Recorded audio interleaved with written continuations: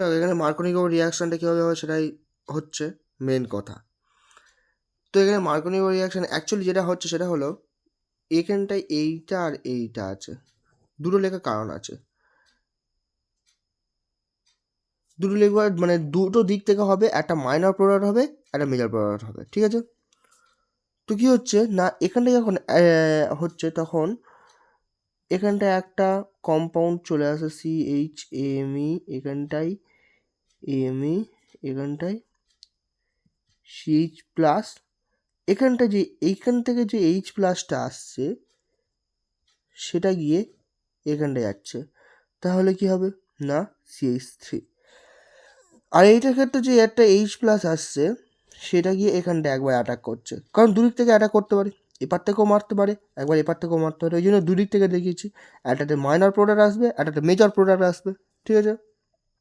তাহলে এখানটা H প্লাসটা এখানটা আসছে, এখানে H প্লাসটা এখানে মারছে, তাহলে এখানে H প্লাসটা মেরে এখানটা CH3 করছে, আর এখানটা H প্লাসটা মেরে এখানটায় আমার কী করছে না 1 ডিগ্রি কার্বোকাটায়ন তৈরি করছে, মানে AME হোল 3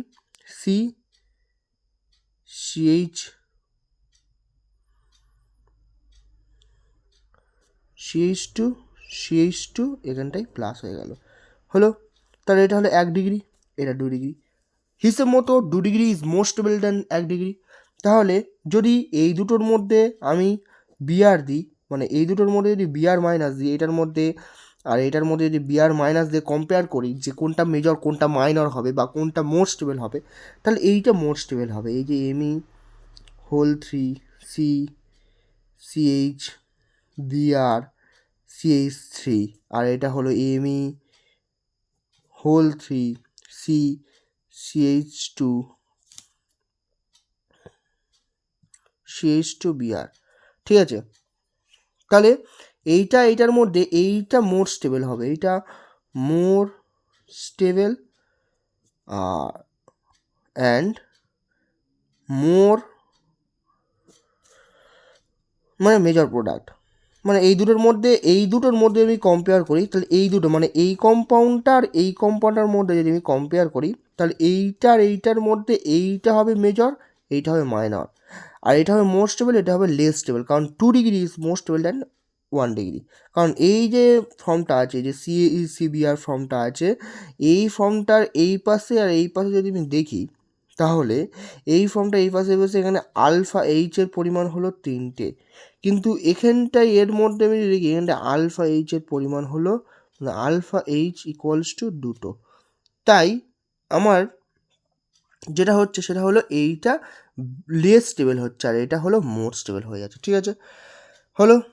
তাহলে এইটা মোর স্টেবল, আমি যদি এই দুটোর মধ্যে কম্পেয়ার করি, তাহলে এইটা হলো মেজর প্রোডাক্ট, এইটা হলো মাইনর প্রোডাক্ট, এইটা হলো মোর স্টেবল, এটা হলো লেস স্টেবল, ঠিক আছে?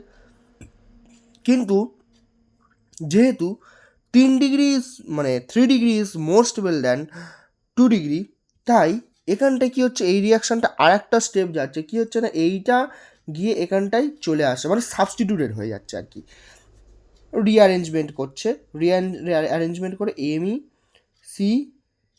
এমই প্লাস CH দুটো এখানটায় CH3 চলে আসছে, তাহলে এটা 3 ডিগ্রি হয়ে গেল। এবার আমরা হিসাব মতো 3 degree is most stable than 1 degree and 2 degree. তাহলে এখান থেকে যদি আমি বিআর মাইনাসটা দিই, বিআর মাইনাসটা এখান থেকে অ্যাটাক করবে, করার ফলে এখানটায় এমই হোল 2 বিআর CH হয়ে যাবে। তাহলে দেখো এখানে এইটা হয়ে যাবে মোর স্টেবল, মোস্ট স্টেবল হয়ে যাবে, ঠিক আছে? Sorry, most stable and major product হলো। তাহলে মোর স্টেবল অ্যান্ড মেজর প্রোডাক্ট হলো, কারণ এইটার যেহেতু মোস্ট স্টেবল কেন হচ্ছে, কারণ এই যে গ্রুপটা আছে CBR, বা আমি যদি এখানটা কার্বোকাটায়ন হিসেবেও ধরি, এই কার্বোকাটায়নের এখানটা একটা আলফা এইচ আসবে, এখানটা একটা আলফা এইচ আসবে, আর এখানটায় এইবার একটা আলফা এইচ আসবে, তাহলে মোট আলফা এইচের পরিমাণ এখানে কিন্তু 3 6 আর 1 7টা, কিন্তু এখানে আলফা এইচের পরিমাণ কত দেখলাম 3টে, এখানে 2টো, তাই এইটা মোর স্টেবল হবে। আবার এইটার ক্ষেত্রে এইটা মেজর প্রোডাক্ট হবে, কারণ এইটা মেজর প্রোডাক্ট হচ্ছে কারণ 3 ডিগ্রি ইজ মোর স্টেবল, তাই 3 ডিগ্রি মোর স্টেবল, তাহলে এইটা মোর স্টেবল কম্পাউন্ড হচ্ছে, তাই এইটা মেজর প্রোডাক্ট দিচ্ছে, ঠিক আছে। আর বাকিগুলো মাইনার হয়ে যাবে। যদি কম্পেয়ার টু এইটা হয় তাহলে এইটা more stable and major product, এটা less stable and minor product. এটার মধ্যে কম্পেয়ার হলে এইটা মোর স্টেবল, এটা মেজর প্রোডাক্ট, এটা মাইনর প্রোডাক্ট, এটা হলো লেস স্টেবল। আর যদি এইটার মধ্যে হয়, এইটা হলো মোর স্টেবল আর মেজর প্রোডাক্ট, এইটা হলো মাইনর প্রোডাক্ট আর এটা হলো লেস স্টেবল। তাহলে মেজর প্রোডাক্ট এইটা, ঠিক আছে। এটা হলো মার্কনিকফ রিয়াকশান এর একটা এক্সাম্পল।